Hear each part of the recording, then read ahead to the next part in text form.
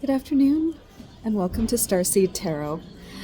So for today, I wanted to extend on the concept of non-judgment and how important non-judgment is for our healing process. But for today's video, I wanted to connect that concept to plant growth, or the metaphor of plant growth. Okay?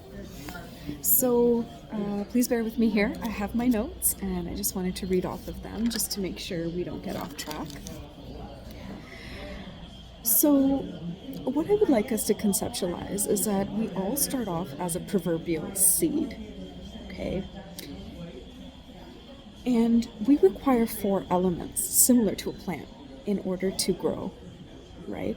So if you think of a plant, right, there's sunlight that's needed, water, so that the plant can grow, and nutrient-dense soil, and also the right atmospheric conditions so that the plant can grow.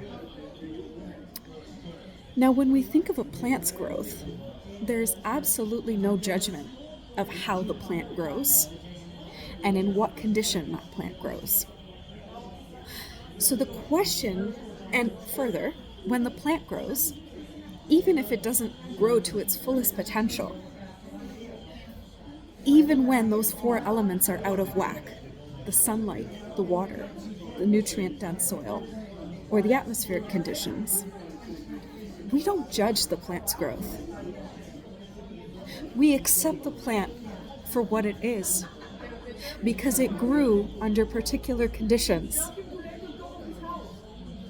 So the question that comes to mind is, when we can accept a plant and its growth in whichever direction that it grows, to whatever heights, why is it that as humans we judge our own growth or other people's growth? That's the question that comes to mind. Okay. Now, the soil at first glance serves as a foundation, doesn't it, for the seed to be placed into in order for it to sprout into a plant. But when we look at that soil, we can't see the elements that make up that soil. For instance, the carbon dioxide or the nitrogen in the soil itself. Okay. Now, that soil, it does represent our foundation, as I was saying. And I consider it, if we were to proverbially take the concept of soil and apply it to our lives, I take the soil to represent our foundations, because that's where the seed starts, is in the soil. And as human beings, that's where we start, is through our foundation. And our foundation represents our community structures. That's how I conceptualize it. So what are our community structures?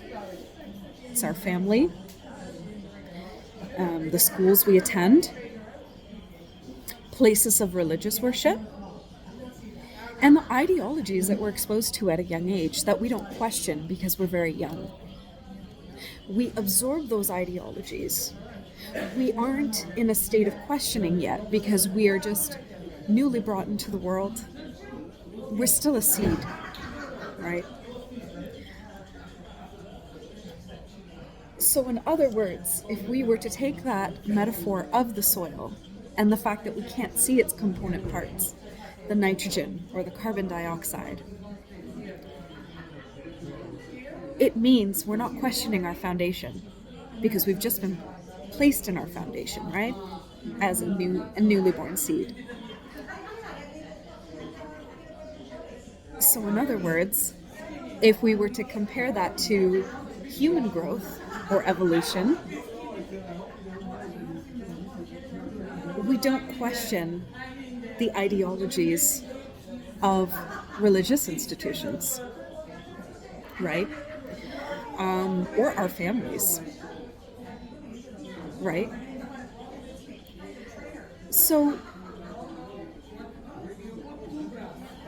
as that seed, we're just automatically placed into the soil with the expectation that we should sprout without questioning the if, when, where, and how of that sprouting. Okay? And this is where the paradox comes in, because in order to get to non-judgment, we actually have to question those structures that we take for granted or take as truth. So, as Michel Foucault would say, there's a need to focus on social control, right?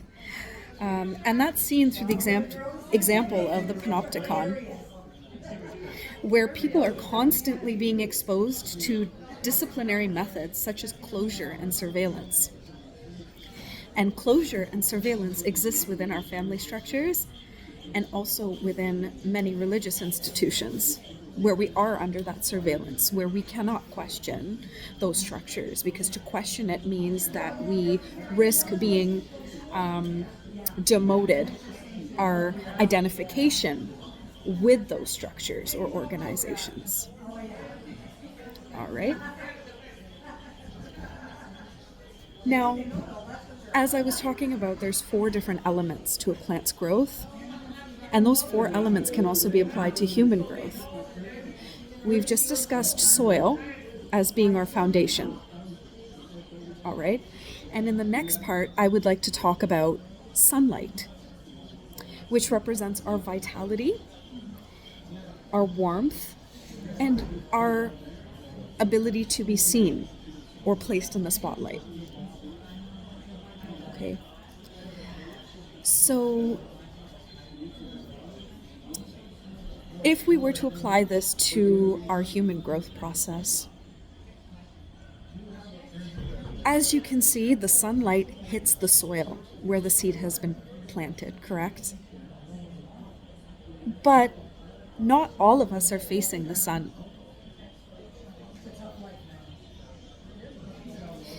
And some of us are not exposed to as much sunlight or as much vitality, warmth, or appreciation in order to encourage that vitality to come out of us. Some of us get partial light over the course of our lives. Some of us have to grow from darkness where the sun doesn't hit. And as seeds, we're placed in that foundation, in that soil, within those family structures. But without that warmth and encouragement of the sun, that seed's ability to grow, our ability to grow, may be hindered very early on. Right? And that's just something I wanted to talk about, is just those 2 elements. And in the next part, I'm going to talk about some of the other conditions that are necessary for plant growth and for human growth. All right? But sunlight and soil are 2 elements, having that nutrient-dense soil. Another facet of nutrient-dense soil is that our families are that foundation.